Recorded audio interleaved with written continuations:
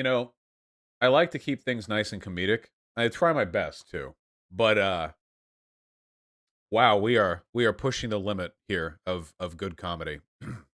Pennsylvania GOP lawmakers passes bill that fines women for miscarriages.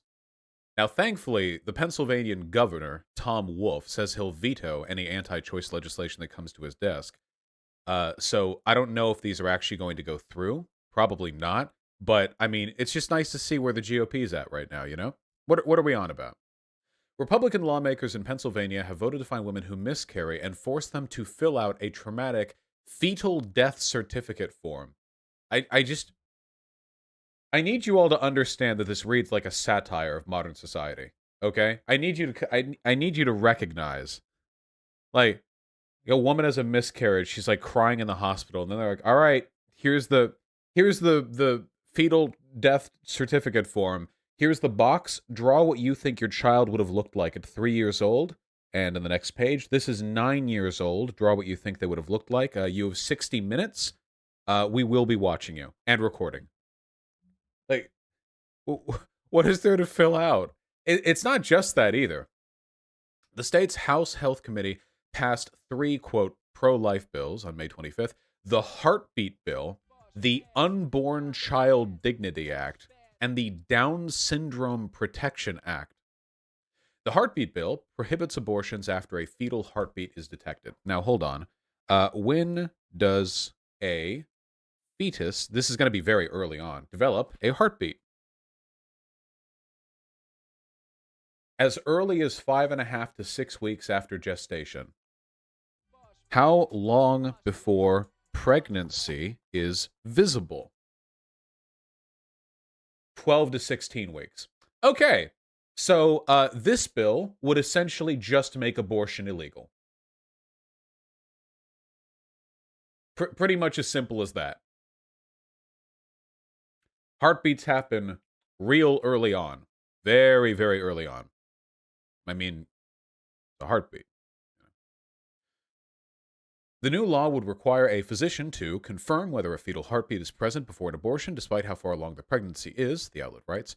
Under the Down Syndrome Protection Act, abortions would be illegal after a pregnant woman receives a Down syndrome diagnosis, which is, I really want you to consider the implications of this, okay?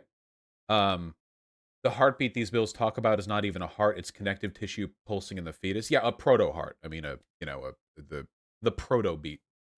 Um, we shouldn't allow them to be discriminated against, Representative Kate Klunk said. That's the sound her head makes when you shake her a little. Children with Down syndrome, they lead amazing lives. They're contributing in so many ways, but they need the chance at life to be able to do that. Now, I'm going to infer something. I don't know anything about Kate Klunk over here. But I'd be willing to believe that Kate Klunk doesn't give a single shit about people with Down syndrome. And if given the opportunity to pay a small fine to go in a gladiatorial arena and try to kill as many of them as she could with a halberd, she would have no moral qualms whatsoever with this process. Absolutely none whatsoever. Being that she is a Republican, I imagine she probably has them served to her every once in a while as a a dining accoutrement. The only reason they're going for the Down syndrome angle here is because they're trying to co-opt the like woke, like anti-ableist, everyone deserves a life, everyone deserves a voice type dealio, which is more than a little disingenuous because the strongest advocates for people with developmental disabilities are usually also pro-choice people. It's completely disingenuous. This person does not care at all about people with Down syndrome at all. I'm actually surprised. Wait, I don't think you could get away with this legally. Not that that's ever stopped a Republican. Do you think they're ever going to pass, like, the African American Fetal Protection Act, and they're going to say, like, the racist abortion of millions of black babies has to end? Now it will be illegal to abort a baby if they know it's black. I would not be surprised if we're going to see something like that within the decade, okay? That would be that would be absolutely incredible. Yeah, I need to stop talking because there are probably Republican legislators listening right now. They're like, like writing it out. it violates the 14th straight up. Oh, they could still pass it. They would have to wait for it to get challenged by the courts. They would wait for it to get challenged by the courts and then make it a big media circus of how the radical left Supreme Court is forcing the state to allow black people to be killed in the womb. Okay? I know exactly how that discourse would play out. Anyway, application for a fetal death certificate. Wait, hold on. Application? You don't just get a fetal death certificate, you have to apply for it. So you get a miscarriage, and then you have to fill out the form asking the state to give you the form that you have to fill out, and it costs money? Okay. The third bill, the Unborn Child Dignity Act, requires a woman to fill out a mandatory fetal death certificate after a miscarriage. Healthcare facilities would be required to provide burial or cremation options after a pregnancy loss. The state, that's a slick one. Healthcare facilities would be required, aka if your hospital does abortion services, it's going to cost you. The state also voted to charge women who would be required to use the form. Okay, so that's the charge right there. So $20 to do the form. Ink's expensive, I guess. Each of these pro-life bills helps to recognize the humanity of the unborn child, said Alexis Stefani, who, and I know this with absolute certainty, and you can sue me if I'm lying, ate a baby right before saying this to a journalist. Communications and Policy Officer for the Pennsylvania Family Institute. Several Twitter users expressed their fury over the bill, with one user writing, "Nope, no way, F that S." All right. Are we really citing Twitter users as the opposition to this bill? What about the civil rights organizers who are probably available to give comment? We're really going to Twitter for the defense? And now we have a statement from the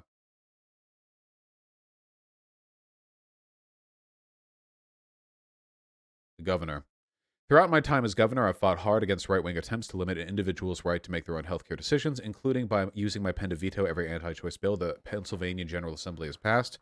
Okay, so what are we taking from this? What's the lesson we're going to learn here? Well, obviously, it's that Republicans are monsters. But, is this new? No, of course not. Here's the thing we actually need to know, okay? And I know you've heard this before, but it needs to be reiterated, okay?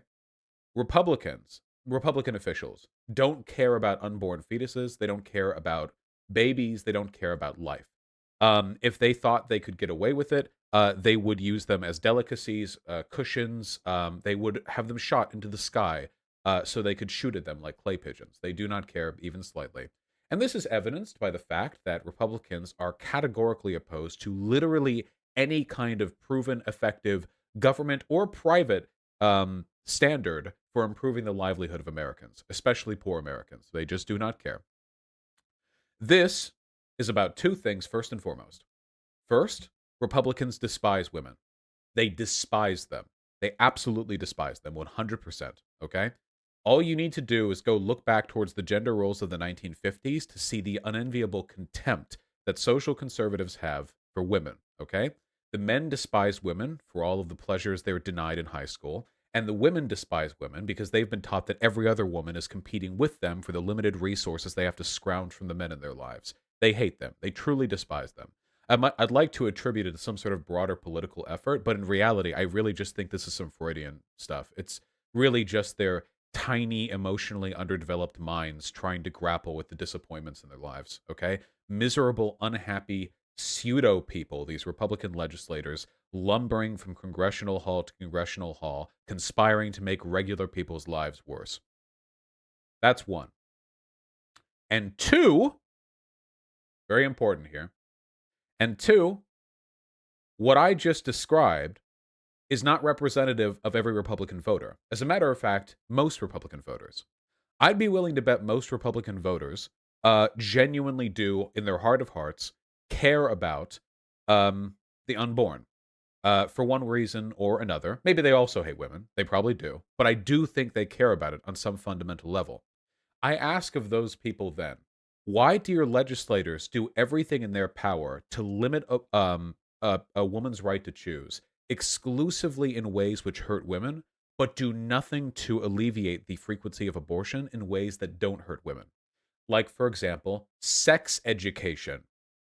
infinitely cheaper and more effective, by the way, than anything they're trying to do with this, government agencies set up to prevent women from getting abortions and the punishment and the et cetera, et cetera. Way more small government. Just some basic sex ed. What about free contraceptives? Right? Right? Seriously, we're talking like pennies on the dollar compared to the social costs associated with making illegal abortion. But they don't do that. If they were doing those things and doing all these crazy anti-choice bills, then I might be willing to believe they're acting in good faith, but they don't. They only push for fetal rights in incredibly disingenuous, borderline unconstitutional, and sometimes flagrantly unconstitutional ways that are designed to hurt women. It's about punishing sin, exactly. They don't say this as much anymore, but back 10, 20 years ago, the Republicans were very, very, very clear on their opinions of women who get pregnant. Why can't they just close their legs? Why do they have to open it for every guy they can find? Why can't they practice responsibility? Why does a child have to suffer because the mother was too sultry, too wanton to make responsible decisions? It's about punishing people. It's the same reason that Republicans come down hard on crime. It's not about making society better. It's because they think women who are pregnant are less than them, especially if they're pregnant and not able to take care of a child in a good home. So they need to be punished. And if they can't make abortion outlawed directly, they can still humiliate, shame, and fine those women. PA resident here, the Republican Senate just passed an amendment that lets them override a veto by simple majority. This will 100% pass. Wolf can't stop him. Then I guess it'll come down to the courts, won't it?